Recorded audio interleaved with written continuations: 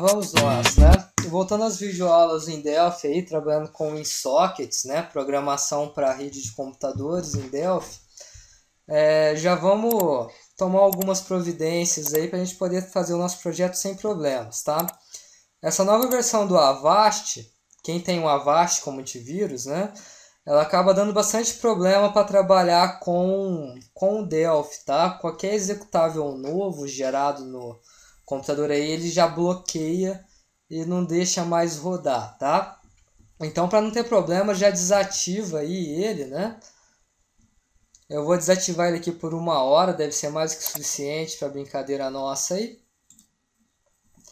Assim ele não vai ficar causando problemas pra gente, tá? Eu tô com 2 Delphis abertos aqui para ficar mais fácil para a gente trabalhar. A gente vai ter que trabalhar com 2 projetos em paralelo, um servidor e um cliente, tá? Então já vamos criar aqui novo Form Application Delphi. Esse cara aqui vai ser o nosso servidor, então já vou dar um save all. Criar uma pasta aqui na área de trabalho com o nome de rede. E vou criar uma subpasta com o nome de exemplo servidor 1. Nome da unidade, né, da unit, servidor 1. Nome do projeto, servidor. Legal, o que eu vou ter aqui, né? Vou pegar aqui na minha aba internet, que eu já tinha explicado para vocês na primeira aula, na instalação do componente. Vou pegar um server socket, tá? Lembra que é o último, tá, pessoal? Senão não funciona. O que a gente precisa configurar aqui no server socket? Primeiro o nome, né? Vou mudar o nome dele aqui para SS servidor. Em segundo, o número da porta, tá? O número da porta tem a ver mais com a parte de comunicação de rede, aquelas aulas de redes que vocês tiveram no segundo e no terceiro semestre aí, ou no caso do pessoal do integrado, no segundo ano e no terceiro ano, tá? O número da porta é como se fosse um canal de transmissão para nosso computador poder receber as informações, tá? Lembrando que tem alguns números de porta que são reservados, né? Alguns protocolos de aplicação que vocês têm lá naquela questão do modelo da camada OSI, né? Do modelo OSI lá em camadas, tá? Tem alguns protocolos que usam alguns números de portas específicos, como por exemplo o HTTP. Toda página de internet que eu acesso via HTTP vai usar a porta número 80, né? É reservado para o protocolo HTTP. Se eu tiver um servidor de arquivos na internet, um FTP, né? Eu vou usar a porta 20 e a porta 21, se eu não me engano, né? Se eu tiver um servidor de e-mail para poder baixar os e-mails, um POP3, né? Se eu não me engano, usa a porta número 23.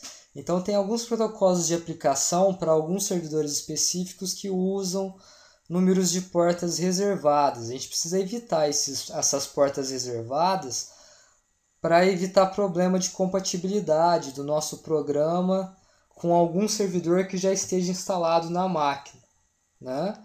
Então a gente tem que tomar esse cuidado aí, tá? Eu vou trabalhar aqui com a porta 2048, só para ficar fácil da gente lembrar. Mas poderia ser outros números, né? A gente poderia estar usando de 1 até 65.000 e uns quebrados, tá, pessoal? A questão do ativo ou não, né? ele só consegue escutar conexões, ele só permite conexões de outras máquinas, de outros programas, só se ele estiver ativo. Por enquanto a gente vai deixar ele como falso, porque a gente vai fazer a ativação via programação, tá? Então, a configuração dele por enquanto é essa. Vamos colocar aqui também um edit.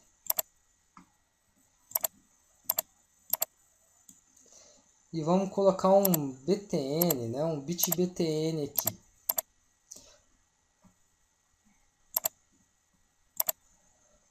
Vou aproveitar que eu estou aqui, né? E eu vou colocar um memo, né?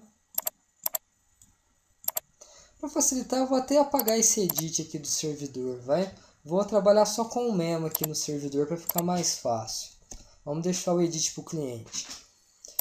Mudando os nomes, né? Então esse cara aqui vai ser o meu main texto. Eu não preciso que ele comece com o texto aqui, eu vou apagar o lines, né? Para poder tirar o texto dali. Esse cara aqui vai ser o meu BTN conexão. Eu vou deixar o caption dele como ativar, né? Para começar, tá? Então começa com o texto ativar. Legal, tá? Então clicou aqui, vai ativar o nosso servidor. Se eu clicar aqui de novo, vai desativar o servidor. Então vamos fazer a programação, né? Então eu vou verificar se o meu servidor, se o meu SS, que nome que eu usei aqui? SS servidor, né? Agora ele pegou. Se o meu servidor estiver ativo, né? Então, se o servidor estiver ativo, né? Eu vou fazer o quê? Se ele já estiver escutando as conexões, né? E eu clicar no botão de novo, eu vou desativar o servidor. Então, o meu servidor vai ser desativado. E claro, né, eu mudo o caption do meu botão, porque se eu desativei o servidor, a próxima vez que eu clicar no botão vai ser para ativar. Então meu btn conexão.caption vai ser igual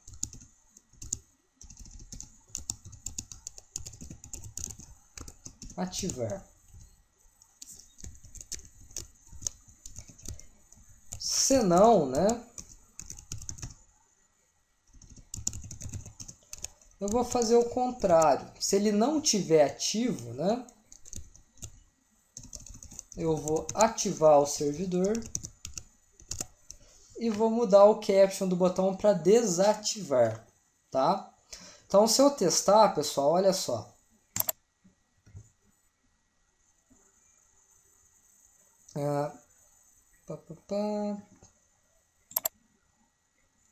Olha só, ele ativa o servidor e gera desativar aqui para o botão. Desativa o servidor e gera o ativar para o botão. No meu aqui eu já tinha feito um teste antes com o mesmo caminho do executável, tá? Então aqui o Windows não apitou o firewall, mas de vocês andando a executar aí, vai aparecer o firewall do Windows falando que uma nova conexão, né? Tá tentando abrir uma nova porta. Eu vou vir aqui no firewall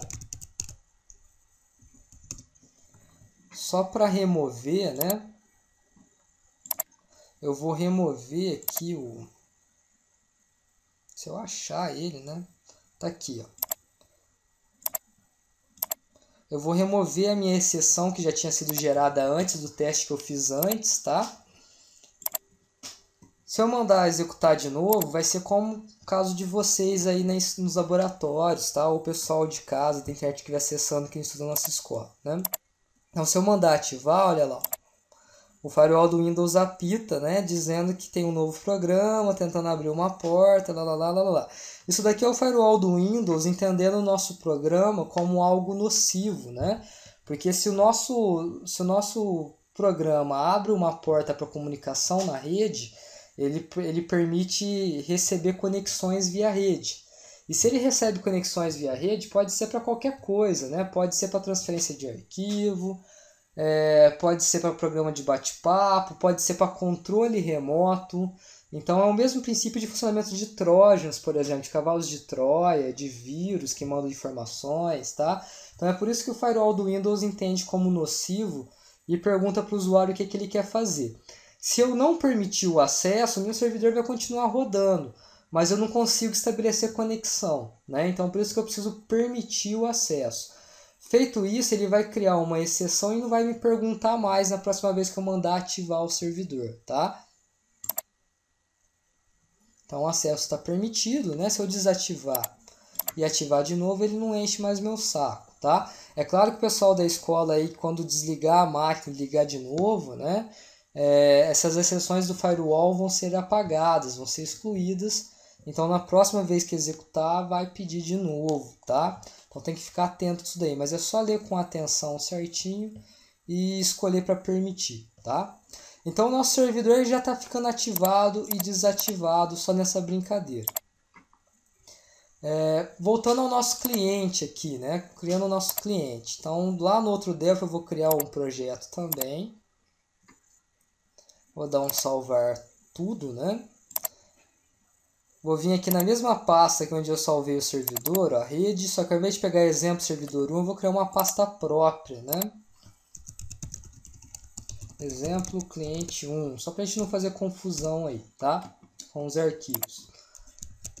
Esse vai ser a nossa Unity cliente U. Nome do projeto, né? Cliente. Aba internet, vocês já sabem. Ao invés de eu pegar o server socket, vou pegar o client socket, tá? Esse cara é um pouco diferente para configurar do servidor. Ele vai ter o número da porta, que tem que ser o mesmo número que foi usado no servidor. Aquela questão do canal, né? Tem que estar em sintonia o canal, senão não conecta, tá certo? Então vou usar o 2048 aqui também, né? Só que além disso ele tem a questão do endereço, que é o endereço de IP para chegar até o servidor, aonde está instalado o servidor, tá? Então a gente poderia já definir aqui o 127.0.0.1, que foi explicado para vocês lá no projeto da cantina, na conexão com o banco de dados, né? Via rede, conectando ao servidor MySQL. Também feito via rede, também feito via sockets. Mas quem gerencia a parte da rede para a gente acaba sendo os ELs, né? Aqui no caso a gente vai programar a parte de comunicação via rede, tá? Poderia definir isso daqui que para os nossos testes já resolveria nossos problemas. Só que se a gente quiser testar em máquinas diferentes, colocar o servidor numa máquina e o cliente em outra, né? A gente vai precisar saber o IP do servidor. Então não dá para a gente ficar colocando o valor direto aqui na propriedade. Vamos permitir que o usuário digite esse valor usando um edit, né? Então eu vou deixar vazio aqui o endereço. Eu vou pegar um edit. Vou aproveitar para pegar um label, né, já que eu estou aqui. Vou pegar um memo. E vou pegar um bit.btn. Então vamos dar nomes, né? Esse cara não precisa de nome porque a gente não vai fazer programação usando ele. Então só vou mexer no caption do nosso label, né? Vou colocar aqui no caption como endereço, 2 pontos. Aqui no edit, né? Na propriedade text, eu já vou deixar o padrão 127.0.0.1 para a gente não ter que ficar digitando toda hora também, né? E o nome, propriedade nome, como edt endereço. Então esse é o nosso edt endereço. Nosso botão, né, vai ser o btn conexão também, né, assim como aconteceu no servidor, btn conexão. O caption vai começar como conectar. Aqui no memo eu vou dar uma aumentadinha nele aqui. O nome dele vai ser main texto, assim como aconteceu no servidor. E o lines eu vou apagar também, né? Porque não me interessa começar com esse texto pra gente. Nome do cliente, a gente configurou aqui o número da porta, mas não mudou o nome. Já vamos mudar o nome do cliente. CS cliente. Então, beleza, tudo configurado certinho os nossos nomes, uma programação do conectar, né? Então, quando eu clicar no conectar, ele vai pegar esse endereço, vai gravar o endereço aqui no cliente, para poder tentar achar o servidor, né? E vai ativar o cliente. Aí o cliente vai tentar se conectar ao servidor. Se conseguir, bem. Se não conseguir, vai dar erro. A gente vai ver a mensagem de erro daqui a pouco, tá? Ah, legal, já estou conectado. Se eu clicar aqui de novo, né, ele vai desconectar o cliente do servidor. Tá? Então, assim como funciona o nosso ativar e desativar aqui, vai funcionar o nosso conectar e desconectar. Tá? Então, como é que vai ficar? Né? Bem parecido com o que a gente fez lá no servidor. Se o nosso cliente já estiver ativo, é porque ele está conectado. E se ele está conectado, eu vou desconectá-lo, né? Eu vou desativar o cliente. E claro, eu vou mudar o caption do botão para conectar. Que é o que já está, né? É o padrãozão nosso lá, tá? Senão, né?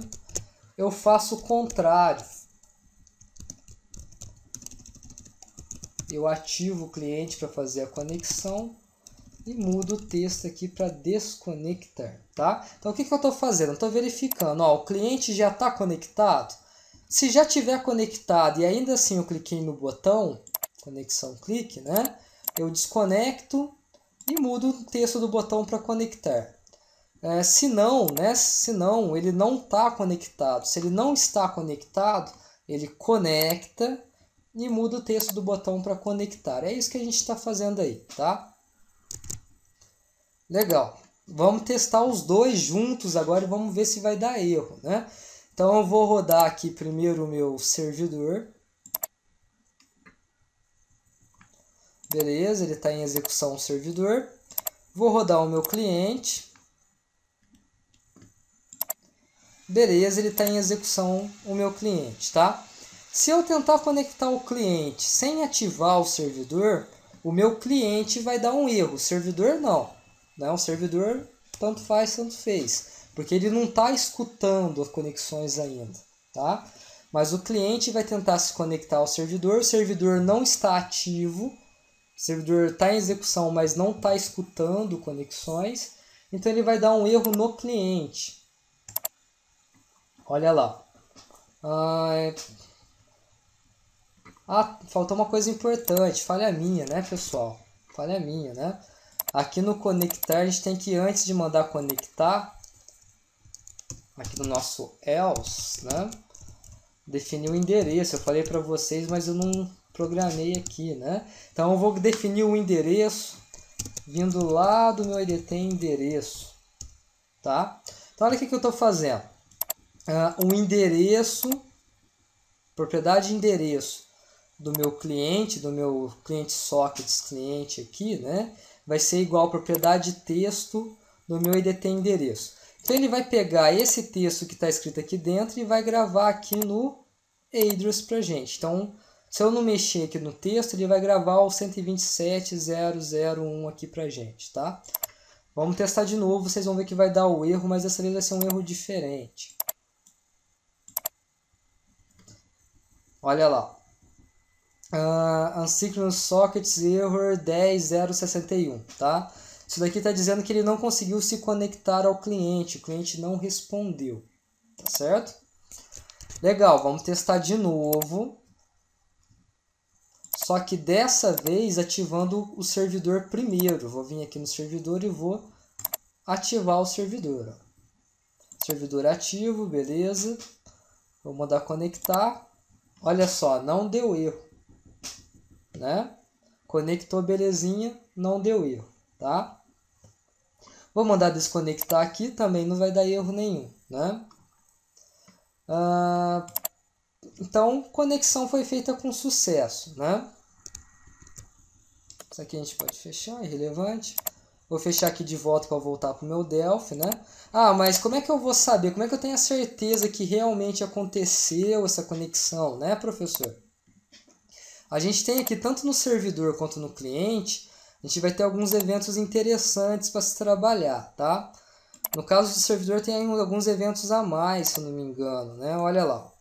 OnAccept, né? Quando ele aceita a conexão. OnClient Connect, quando o cliente acabou de se conectar ao servidor. OnClient Disconnect, né? Quando ele acabou de desconectar do servidor. OnClient Error, quando ocorreu algum erro na comunicação com o cliente, tá? Então a gente tem alguns eventos aqui que permitem a gente ter uma noção do que está acontecendo com o nosso servidor, né? Eu vou programar aqui no meu OnClient Connect, só para ele poder escrever aqui no meu memo, né, que o cliente foi conectado.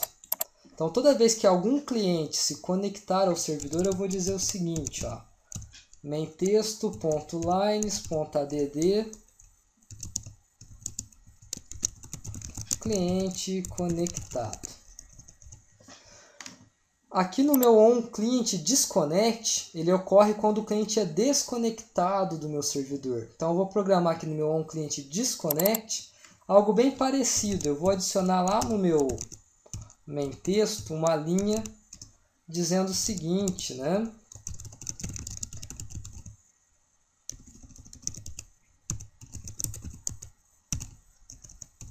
Cliente desconectado. Tá? Então, cliente conectado, cliente desconectado.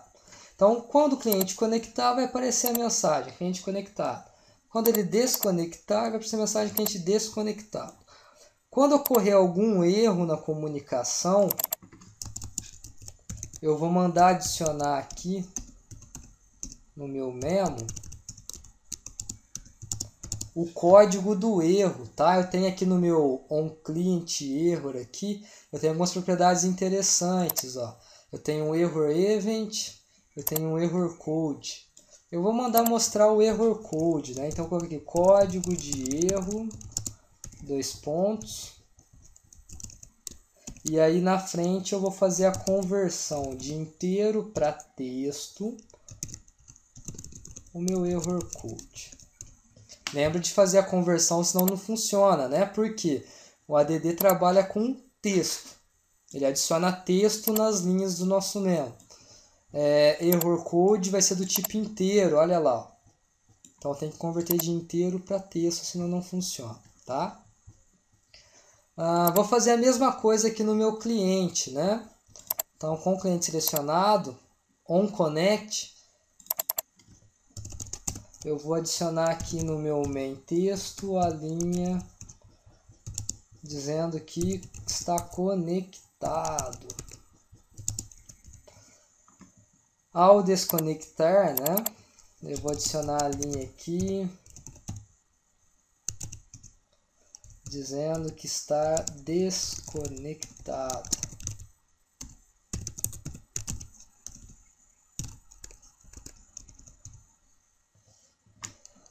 Quando ocorrer um erro, né, mesma coisa, olha lá, eu vou ter o error code aqui também, como inteiro.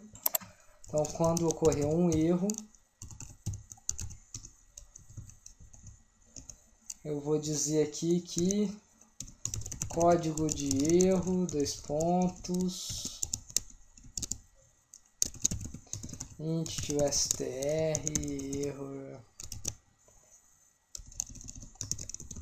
error code. Veja que é bem parecido, né? Muda-se poucas coisas entre o cliente e o servidor aí. Acaba sendo bem parecido uma coisa com a outra aí, tá?